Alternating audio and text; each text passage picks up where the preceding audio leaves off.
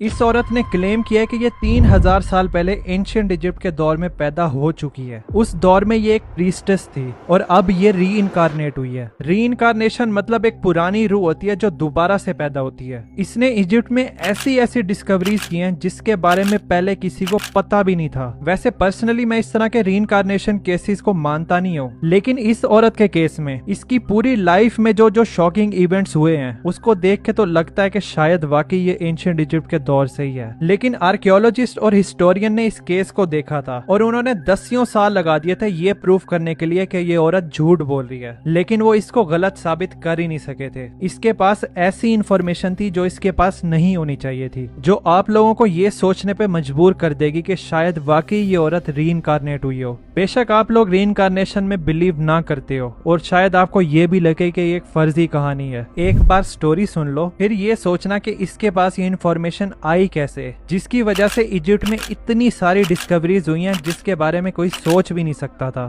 Start करने से पहले चैनल को सब्सक्राइब कर देना। इसका नाम था डॉर्थी ईडी। ये 1904 में लंदन की एक मिडिल क्लास फैमिली में पैदा होती है। ये अपने माँ बाप की इकलौती बच्ची थी। जब ये 3 साल की थी तो ये अपने घर की सीढ़ियों से गिरी थी और बेहोश हो गई थी। पेरेंट्स डॉक्टर को बुलाते हैं और डॉक्टर चेक करके बोलता है कि ये तो मर गई है। इस इंसिडेंट के सिर्फ 1 घंटे बाद जब डॉर्थी के पेरेंट्स इधर उधर होते हैं, डॉर्थी खड़ी होती है, अपने रूम में चली जाती है और खेलना शुरू कर देती है। पेरेंट्स और डॉक्टर रूम में आते हैं। वो लोग शॉक हो जाते हैं इसको जिंदा देखकर, बल्कि पेरेंट्स तो गुस्सा करते हैं डॉक्टर पे कि भाई तू किस किस्म का डॉक्टर है, जिंदा बच्ची को डेड डिक्लेयर कर दिया। डॉक्टर कसम खाता है कि वाकई ये उस टाइम मरी हुई थी। इस इंसिडेंट के कुछ अरसे बाद ही डॉर्थी के बोलने का अंदाज अजीब हो जाता है, मतलब उसका एक्सेंट चेंज हो जाता है। डॉक्टर्स और स्पेशलिस्ट ये बोलते हैं कि डॉर्थी फॉरेन एक्सेंट सिंड्रोम से सफर कर रही है और ये बड़ा कॉमन होता है उन लोगों में जिनको बहुत बुरी हेड इंजरी हुई हो। इसके अलावा डॉर्थी अपने पेरेंट्स को एक ख्वाब के बारे में बता रही थी जो बार बार इसको नजर आता था। वो बड़े बड़े पिलर वाली बिल्डिंग के बारे में बताती है और साथ ही वो एक खूबसूरत से गार्डन में होती है। उसको वो गार्डन बहुत ज्यादा पसंद होता है। उसके फूलों के बारे में बताती है और बताती है कि वो अपने दोस्तों के साथ वहां पर है। डॉर्थी सिर्फ 4 साल की बच्ची होती है और वो इस जगह को अच्छे से एक्सप्लेन कर ही नहीं पा रही थी और ना ही उसको ये पता था कि ये जगह है किधर। बस वो इस गार्डन के पीछे पागल थी जो ख्वाब में उसको बार बार नजर आ रहा था और वो हर वक्त इस गार्डन के बारे में बातें करती रहती थी।